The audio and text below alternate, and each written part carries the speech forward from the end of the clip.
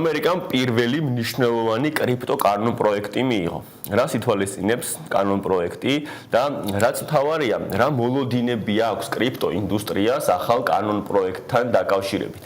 თემაზე სასაუბროთ პირდაპირ ეთერში ავთანდილ კუჭავა, კრიპტო ბაზრის დამფუძნებელი გვერდდება. ავთანდილ, ძალიან დიდი მადლობა მობრძანებისთვის, დიდი მადლობა თქვენი დროისთვის. მადლობა ასევე მოწვევისთვის. ავთანდილ, ამერიკის კანონმდებლებმა პირველი ეროვნული საკმაოდ მნიშვნელოვანი კრიპტო კანონ პროექტი მიიღეს, რომელიც სტაბილური კრიპტოვალუტებისთვის ეგრეთ წოდებულ მარეგულირებელ რეჟიმს აწესებს. პირველ რიგში ჩვენი მაყურებლისთვის განვარტოთ, რას ნიშნავს ეგრეთ წოდებული სტაბილური კრიპტოვალუტები და შემდეგ უკვე გადავიდეთ რეჟიმის სპეციფიურობასა და იმ რეგულირების პირობებზე, რომელსაც ითვალისწინებს კანონ პროექტი. კი ბატონო, ამ აქტის მთელი შინაარსი არის იმაზე დამოკიდებული, რომ თუ ვინმეს უნდა რომ ციფრული დოლარი გამოუშვას, შესაბამისი წესები არსებობს, რომელიც წესებიც უნდა დააკმაყოფილონ. მაგალითად, უნდა იყოს გამყარებული სახელმწიფო ობლიგაციებით, უნდა იყოს გამყარებული დოლარით, რაც დოლარის როგორც ავტორიტეტული ვალუტის უფრო რეპუტაციულ ზრდას გამოიწვევს მათი გადმოსახედიდან. და უფრო გაამყარებს საერთაშორისო ვაჭრობებში მათ პოზიციებს, არ დაკარგავენ თუნდაც იმ დომინაციას, რომელიც დღეს აქვს სოფლიოში და ეს იქნება ყველაზე მარტივი პასუხი, რასაც იქამდე რომ დავუშვათ BRICS და სხვა ციფრული ვალუტების იდეები ქონდათ. ძალიან მარტივად ამერიკელებმა ამერიკული სტილით გააკეთეს ეს კანონმდებლობა, მისცეს კერძო სექტორს საკუთარი ვალუტის გამოშვება.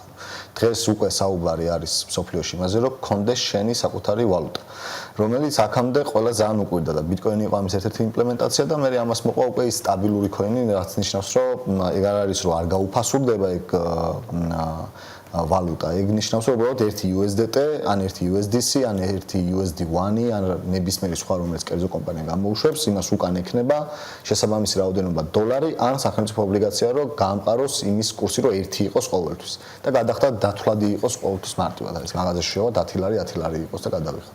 კი ბატონო, შევეხოთ რეგულაციებსაც, კონკრეტულად რას ითვალისწინებს რეგულაციები და ის რეგულირება, რომელზეც დასაწყისშიც ვისაუბრეთ. Genius აქტის შინაარსი არის, რომ აქამდე არ იყო წესები, როგორ უნდა ყოფილიყო დაუშვათ სტაბილური კოინების გამოყენება. პლუს ამას აქ ყველაზე მნიშვნელოვანი კანონმდებლობა მარტო Genius აქტი არ არის. ამერიკელებმა პირდაპირ თქვეს, მით უმეტეს ტრამპის ადმინისტრაციამ პირდაპირ განაცხადა anti-CBDC კანონმდებლობა. მაგრამ აქ არის ერთი მთავარი მახე. ეს anti-CBDC კანონმდებლობა მნიშვნელოვანი იქნება როგორ წარდგება, როგორც მოდიფიცირება საბოლოო ჯამში და ამ მოდიფიცირებული კანონმდებლობით უკვე მიხვდებით ეს Genius აქტი მახია თუ პირიქით CBDC საწინააღმდეგო მიმართულება, იმიტომ რომ შეიძლება აქეთ უკვე ამ კერძო სტაბილური კოინები ტესტონ უბრალოდ ბაზარზე რა მუშაობს, როგორ მუშაობს და როგორი პარამეტრებია და შემდგომ უკვე anti-CBDC კანონმდებლობაში ისეთი მუხლები გქონდეს, როგორც ბიუროკრატია შეეფერება ხოლმე, რომ აქეთ უკვე გამოიყენონ საკუთარი CBDC-ისთვის. მაგრამ დღეს ეს რეალობა არ დგას, უბრალოდ კონსპირაციული თეორიები გვაქვს ჩვენი ამ მიმართულებით, საფრთხების მიმართულებით, როგორ შეიძლება დავიცვათ თავი უსაფრთხოების მიზნით და აქედან გამომდინარე, ერთადერთი რასაც Genius აქტი ეხება, არის რომ როგორ შექმნა საკუთარი სტაბილური კოინი, ყოველ თვეში გექნება ვალდებულება, რომ აუდიტი გააკეთო, მოქცეს კონკრეტული ლიკვიდურობები, რომლის გამოყენებაც შეგიძლია ამ სტაბილური კოინის გასამყარებლად, ეს არის სახელმწიფო ობლიგაციები, როგორც თქვი, დოლარი, ან იპოთეკური სესხები, უბრალოდ იპოთეკის სესხები ამოიღეს და იქნება რომელიმე მსგავსი გათანაბრებული სახელმწიფო ობლიგაციებთან და დოლართან მიმართებაში.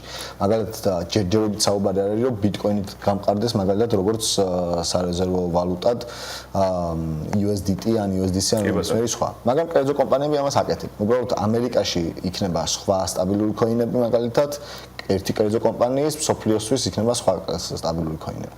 და ასე შემდეგ. ავთანდილ, საინტერესო გარემოებებს შეეხეთ და პრინციპში ძალიან საინტერესო ცვლილებებიც არის. ყველა ამ საკითხით დაინტერესებულ ადამიანს ალბათ უჩნდება კითხვა, როგორი გადაცემა შეიძლება მოახდინოს ამან კრიპტო ინდუსტრიაზე. როგორი მოლოდინები არსებობს დღეს აღნიშნული კანონპროექტის შემდეგ უკვე კრიპტო ინდუსტრიაში? თუ კრიპტოს მან უნდა გავყოთ ორ სეგმენტად. ვინც კრიპტოში ვართ, ჩვენთვის არაფერიც არ შესრულა. ჩვენ აქ გვჭირდება სახელმწიფოსგან უფლება ვიყიდოთ კრიპტოვალუტა.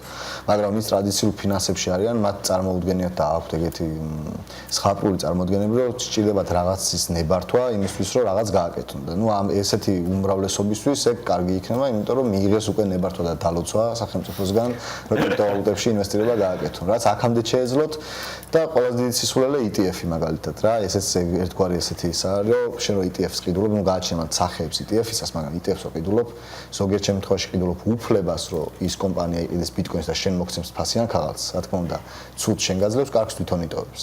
და მეორე მხრივ არის, რომ იმ ETF-ით შენ არაპირდაპირ ფლობ იმ ბიტკოინს, რომელსაც კომპანია ფლობს. ამ დროს შეიძლება პირდაპირ იყიდო ბიტკოინი. ყველაზე მარტივი. გასაგებია. ავთანდილო, კრიპტო ბაზარზე ჩარევის გარკვეულწილად ამას ჩარევათას თუ აღვიქვამთ რაღაც ნაწილობრივ შესაძლებელია მსგავსი მცდელობაც იყოს. კრიპტო ბაზარზე ჩარევის პრინციპში ეს პირველი შემთხვევა არ არის. ამის ალბათ თუ არ მეშლება, ამის მებაირახტა იყო ჩინეთი, რომელმაც ჯერ კიდევ როდის დაიწყო გარკვეული მცდელობები, აკრძალვები და ასე შემდეგ. მე მინდა გკითხოთ, ამ მსგავსი მეთოდებით, იგივე ცენტრალური ბანკები, კონკრეტული მონეტარული მთავრობები ხომ არ ცდილობენ დეცენტრალიზებული ვალუტებზე გარკვეული ზეგავლენა მოახდინონ მათ მიერ გარკვეულწილად მართვადი ცენტრალიზებული კრიპტოვალუტებით? იდეაში არც სჭირდებათ, იმიტომ რომ მასა ადამიანების, ხო, ან მოთხოვნა რომ იყოს დეცენტრალიზებაზე და თავისუფლებაზე, დღეს გვექნებოდა დეცენტრალიზებულება და თავისუფლება. არ არის მოთხოვნა დეცენტრალიზებულება და თავისუფლებაზე პირიქით. მოთხოვნა არის ცენტრალიზებაზე და რაც შეიძლება მეტ კონტროლზე და ასე შემდეგ. ნუ ეს ფაქტია, ბაზარზე რაც დევს მოთხოვნა, მიწოდება შესაბამისია იმ მოთხოვნის, რაც არის ზოგადად. თუმცა, ანუ მნიშვნელობა არ აქვს, ჩვენთვის სიმართლე გითხრათ, დიდად არც აღნიშნავთ ხოლმე, არც უწუხართ ხოლმე იმაზე, რას აკრძალავენ, რას მიიღებენ, უბრალოდ ერთ-ერთი რატომაც უყურებთ ხოლმე, არის ეს არის, რომ ფასთან მიმართებაში როგორ გავლენას იქონიებს. დანარჩენი ფუნდამენტური მნიშვნელობა და ცვლილებას ვერ გამო ტრამპი 2016 წელს გვეძახდა თაღლითებს, ნარკომოვაჭრეებს, ტრეფიკიორებს, საიარაღით მოვაჭრეებს და ასე შემდეგ, დღეს გვეძახის ხალხს, რომლებიც გენიოსი ადამიანები შევიკრიბეთ ერთად.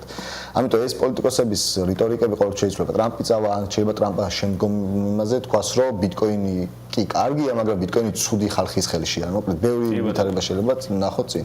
ერთ-ერთი ყველაზე დადებითი მხარე და ყველაზე კარგი მხარე, რასაც კრიპტოს აქვს, კრიპტოსთვის ან ბიტკოინისთვის მნიშვნელობა არ აქვს ტრამპს, ბაიდენს, რა ვიცი, სალომე ზურაბიშვილის და ასე შემდეგ.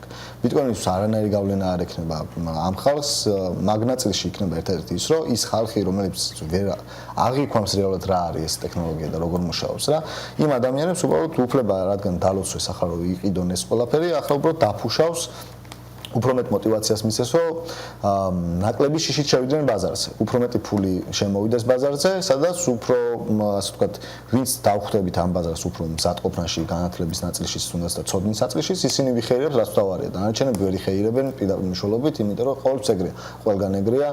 არ მოსწონთ, ზოგადად სირაქლემას პოზაში ყოფნა უყვარს ბაზარს, ანუ ბაზრის უმეტესობას რა. ყველა არის წარმატებული ტრეიდერი და ყველა არის წარმატებული ინვესტორი. კი ბატონო, ავთანდილ, კიდევ ერთ საკმაოდ გავრცელებულ თეორიაზე მინდა თქვენი პოზიცია და აზრი მოვისმინო.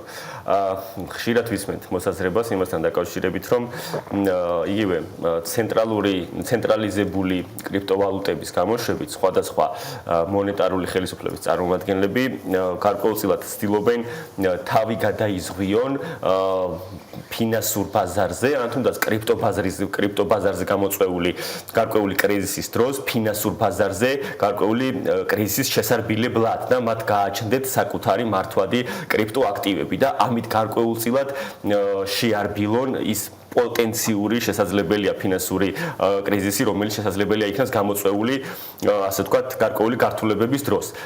რას ფიქრობთ ამ თეორიასთან დაკავშირებით და თავად ცენტრალურ ბანკებს რამდენად, ასე ვთქვათ, აქვთ ამისი გარკვეულწილად, მოდი, ასე ვთქვათ, შერბილების ან რაიმე ტიპის ზეგავლენის მოხდენის საშუალება მსგავსი თეორიისა და მსგავსი პრაქტიკის განხორციელებით? არა, რა ვიცი, უკვე 100 წელზე მეტია პონზის სქემაში ვცხოვრობთ ადამიანები იმ ტრადიციულ ფინანსურ სტრუქტურაში, რაც არსებობს. ნახეთ კიდეც ამ პონზის სქემების გადაკვალიფიცირებები, მაგრამ მან ყველაზე მნიშვნელოვანი მე მაინც მგონია ის, რომ ანუ ერთი საკითხი ის არის, რომ ამერიკა სხვა რაღაც საკეთებს, დანარჩენი მსოფლიო სხვა რაღაც საკეთებს, მაგალითად ევროპა პირობითად CBDC-ის აპრიორიტეტებს და პირიქით ევროპის ეკონომიკას ამერიკის ეს თავისუფალი ბაზარი თუნდაც სტაბილური ქოინების ნაწილში და ვნახოთ ეგ რამდენად თავისუფალი იქნება კიდე საკითხი ეგ არის რეალურად დააზიანებს თუ ევროპამ არ შეცვალა კურსი და იმ CBDC-ის გაყვა და ლაგერდას მოусმინეს დღემდე და ცენტრალურ ბანკს მაგალითად ფიქრობენ რომ ჭკვიანები არიან მაშინ ევროპის საგარეო ვალის ნაწილში საპროცენტო განაკვეთის ნაწილში სერიოზული პრობლემები ექნება ფინანსურად დღესაც აქვთ მაგრამ კიდევ უფრო სერიოზული პრობლემები იქნება მაგრამ ახლა ჩვენ ქვეყნის ეკონომიკის პრობლემებსა და ევროპის ფინანსურ პრობლემებს შორის ძალიან დიდი სხვაობაა. იმათი ცხოვრების სტილიდან დონიდან გამომდინარე იქნება ის პრობლემა, რომ ჩვენთვის ის პრობლემა რაც ევროპას ექნება, საერთოდ არ იქნებოდა პრობლემა. გასაგებია უთანილ და ძალიან ცოტა დრო დაგვრჩა და აუცილებლად ბოლოს მინდა გკითხო ჩვენს მაყურებელს დარწმუნებული ვარ ძალიან აინტერესებს თქვენი მოლოდინები, თქვენ ახსენეთ კიდეც ბიტკოინის ფასები, ბიტკოინის ასე ვთქვათ პერსპექტივაში ფასებთან დაკავშირებით. საიწავა ფასი ჩვენ ახლა თვალს ვადევნებთ რომ ისტორიულ მაქსიმუმზეც არის ასული მისი ფასი. მოლოდინები როგორი არის, რას უნდა ველოდოთ ბიტკოინის ფასთან დაკავშირებით და ამით დავასრულოთ აღნიშნულს. ჩვენ ამ ეტაპზე ჩვენ ყოველთვის უყურებთ ვაკეთებთ ყოველთვის ბლოკჩეინ ანალიტიკას და ამით ვცდილობთ სცენარების დათვლას და ბლოკჩეინ ანალიტიკას როცა ვუყურებთ, ერთ-ერთი რასაც ვაკვირდებით, ეს არის smart money, რას აკეთებს. ჭკვიანი ფული აკუმულირების პერიოდშია, გაყიდვების პერიოდშია თუ გააქტიურებულია თუ პასიურ რეჟიმშია. თუ პასიურ რეჟიმში აკუმულირების პერიოდშია, თუ აქტიურ რეჟიმშია, ესე გაყიდვებისთვის ემზადება. ამიტომ ყოველთვის ვასწრებთ ჭკვიან ფულს გაყიდვას. იყო წინა ბულ მარკეტი, იყო წინა bear მარკეტი, ახლა ამ ბულ მარკეტზე უკვე დაწყებული გვაქვს ჩვენ გაყიდვები, მაგრამ რა თქმა უნდა, გაყიდვას ვაკეთებთ, როგორც შესყიდვას ვაკეთებთ ეტაპობრივად, ისე ვაკეთებთ გაყიდვასაც ეტაპობრივად. ჩვენ პირადად ბიტკოინს არ ყიდით და მომდევნო ფაქტობრივად 8 წლის განმავლობაში საერთოდ არ ვაპირებთ რომ გაყვიდოთ. ბოლო 3 წელიწადია მაქსიმუმად ვცდილობთ რომ თუ რაიმე შეგვიძლია რომ დავაგროვოთ.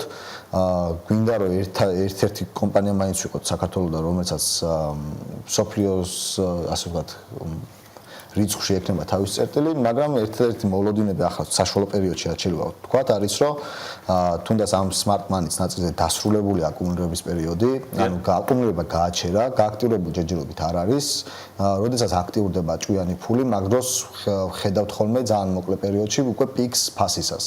ჩვენ ზოგადად ტოპებს არ ვეძებთ, მაგრამ ალტკოინების ნაწილში ვიწყებთ ამ პერიოდში, როდესაც ბიტკოინის პიქს უკვე ველოდებით, მაგ პერიოდში ვიწყებთ გაყიდვებს. ჩვენ სავარაუდოდ დაველოდებით ოქტომბრის პერიოდს, ოქტომბრის პერიოდამდე გავყვებით. ერთ-ერთი რასაც ველოდებით და ყველაზე პოზიტიური სიგნალი ეს არის საპროცენტო განაკვეთის დაწევა.